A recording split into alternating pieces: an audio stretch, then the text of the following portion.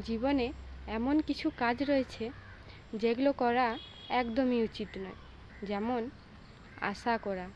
আপনি যদি কিছু আশা করেন আর সেই আশা পূরণ না হয় তবে খুবই কষ্ট পান। এবার আসি প্রতীক্ষা করা। আপনি যদি কারোর জন্য প্রতীক্ষা করেন আর সেই ব্যক্তি যদি না আসে তাহলেও আপনি খুবই কষ্ট পাবেন। এবার হলো তুলনা করা। আপনি যদি নিজের সাথে অন্যের তুলনা করেন তাহলে হয় সেই ব্যক্তিকে ছোট মনে হবে, না হলে নিজেকে ছোট মনে হবে। আর এই ভাবনাটাই হলো অনুচিত।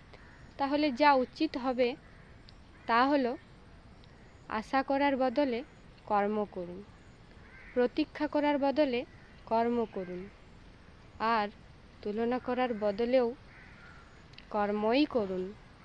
জীবন সুন্দর হবে।